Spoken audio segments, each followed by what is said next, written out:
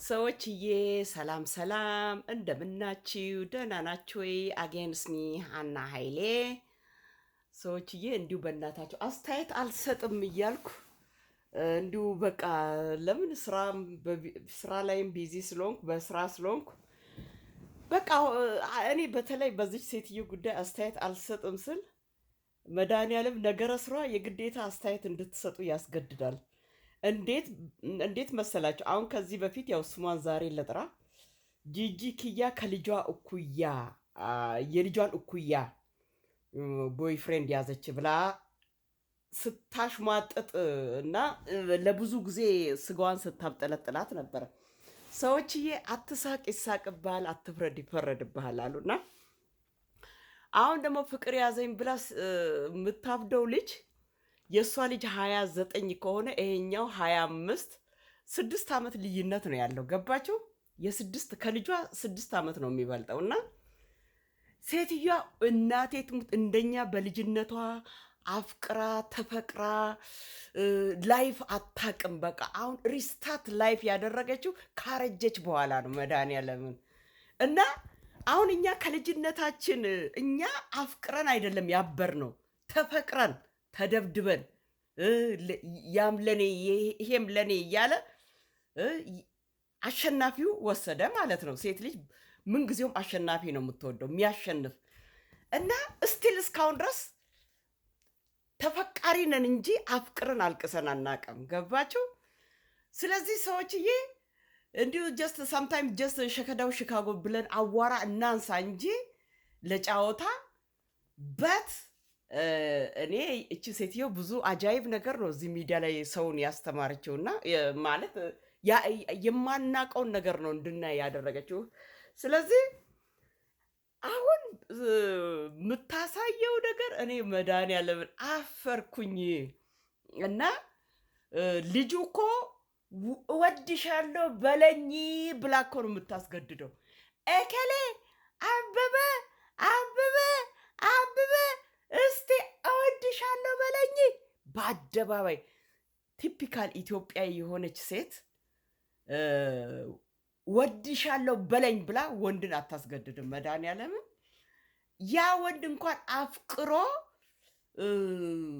እሷ በልቦ ውስጥ ፍቅሯን ይዛ አምቃ በጉልበት መጥቶ ወንዱ ፑሽ እስኪያደርግ ድረስ ነው ሴቷ የምትጠብቀው። ደግሞ ፍቅር የሚጣፍጠውም ለዛም አዛ ያለውም እንደዛ ነው። እና ልጁ ኧረ እኔ እንዴት ነው ደግሞ ከእንደዚህ አይነት አሮጊቶች ጋር ምን አፉን አውጥቶ ነው የሚናገረው?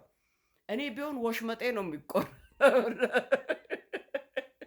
እንዲ እነዚህን የሚያክል ግብብድዬ ማለት ቁመት ሳይሆን እድሜ ግብብድዬ እንዴት ምናምን ይላል። ገባ? ልጁ ግልጽ እኮ ነው የሚናገረው ፍንትው አድርጎ። እና ሴትዮዋ ይሄ እሷ በምታደርገው ነገር ሰው ያፍራል፣ ይሸማቀቃል እንጂ እሷ አትሸማቀቅም። እና እኔ በኢየሱስ ስም ለምን ወንድ ልጅ ውደደኝ በቃ አፍን አውጥተው እወድሻለሁ በለኝ ካላችሁ እኮ እንዲሁ በእናታችሁ ጋይ ዘለቀ ቀጥ ብሎ ከቆመም አንገቱን ይደፋል።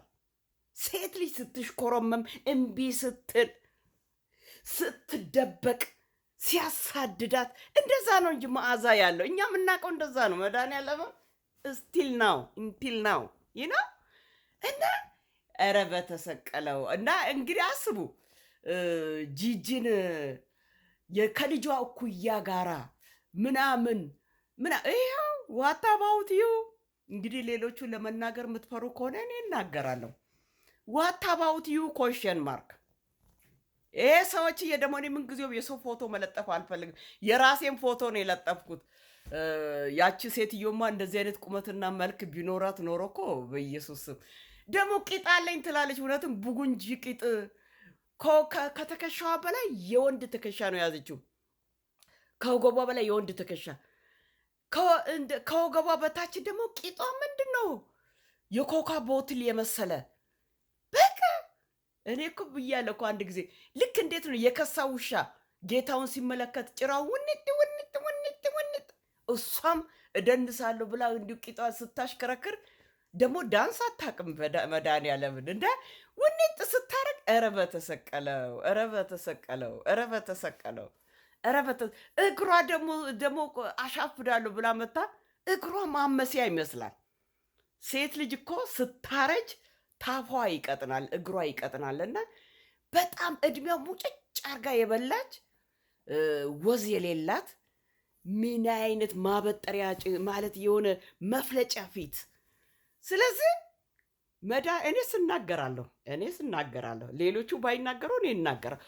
ላይፍን መድኃኒዓለም ምስክሬ ነው። ህይወትን መኖር የጀመረችው አሁን ነው።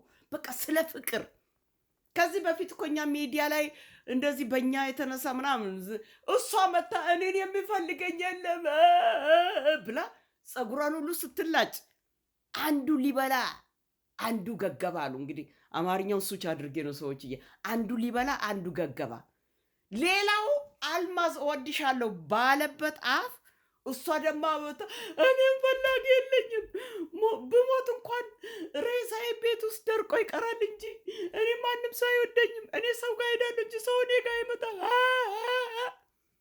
በእኛ እዚህኛ የዛሬ አዋራ ምናምን እዚህ አዋራ ምናምን ተነስቶብን አንስተን ነበረ እና ስለዚህ በግድ ውደዱኝ ብላ ነው። በዛ ጊዜም ፀጉሯን ልጫ ከደቂቃዎች በኋላ ታንቄ ሞታሉ ብላ ደብዳቤ ጽፋ ለጥፋ።